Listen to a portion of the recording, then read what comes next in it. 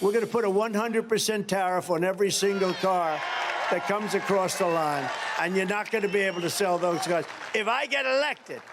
Now, if I don't get elected, it's going to be a bloodbath for the whole. That's going to be the least of it. It's going to be a bloodbath for the country. That'll be the least of it. But they're not going to sell those cars.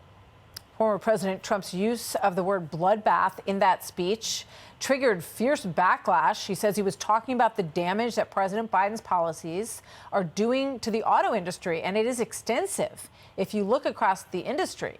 That is not how it was received or perhaps used by many of his critics. Watch for yourself. He's even predicting a bloodbath. What does that mean? He's going to exact a bloodbath?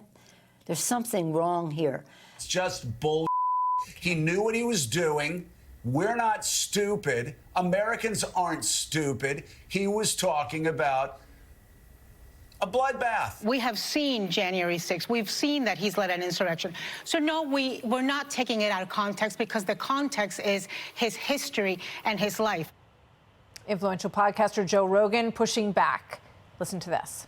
It's actually important to highlight how not just inaccurate, but it's just deceptive the media was in their depiction of what he said.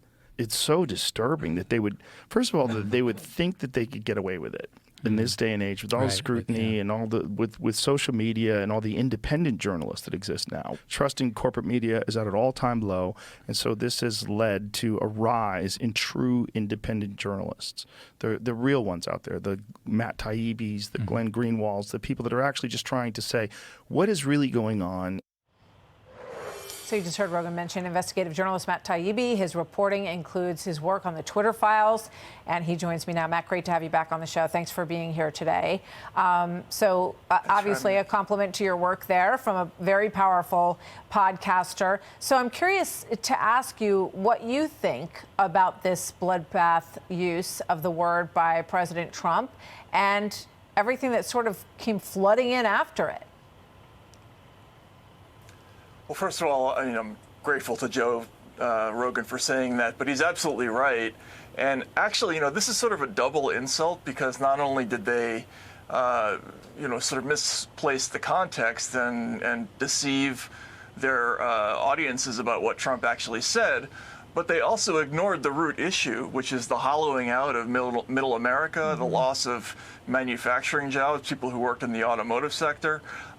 People who live in those places, they know exactly what's happening. So when the media tries to say that he was talking about something else, that there aren't problems in that part of the world, they get angry twice at the media. And that's why you've seen this loss of audience. Yeah, I think that is so important, because I think there's a lot of laziness, right? And it comes down to, Trump said bloodbath. So then bloodbath becomes the lead on, Drudge and other places. Then people click on that. And then they click on Nancy Pelosi, who says, oh, did you hear he said bloodbath? And then Joe Scarborough says, oh, it's clear what he really meant.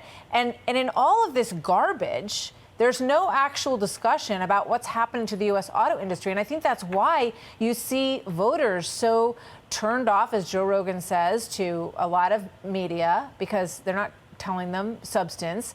And also they get turned off to the president, really, because they see what's going on with these EVs, and they probably, think that the former president is onto something in places like Michigan, for sure.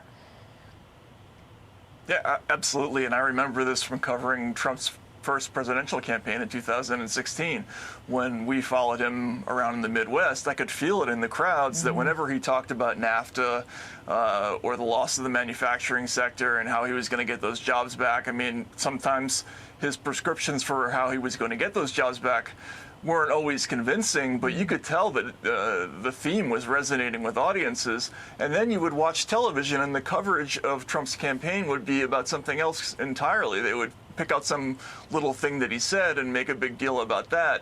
And audiences get very upset about that. Voters get very mad because they feel like their problems are being ignored. And that is what Trump is capitalizing on. That's one of the big secrets to his success politically, I think, in the last 8 years. There was a saying, take what he says seriously, but not literally. And I think you see that again here, but then people who are critics of his say, oh, well, we don't need to look any further than January the 6th. That was literal. Quick thought on that, Matt, before I let you go, if you can. Sure. I mean, if you were really stretching, you could maybe kind of sort of imply that with the use of the word bloodbath, he was implying something, but there's no factual thing to rest on there, and he wasn't being literal. Literally, he didn't really mean that, that there was going to be a bloodbath. Matt, thank you very much. I look forward to talking to you again soon. Matt Taibbi joining us this afternoon. Hey everyone, I'm Emily Campagno. Catch me and my co-hosts Harris Faulkner and Kaylee McEnany on Outnumbered every weekday at 12 p.m. Eastern, or set your DVR. Also, don't forget to subscribe to the Fox News YouTube page for daily highlights.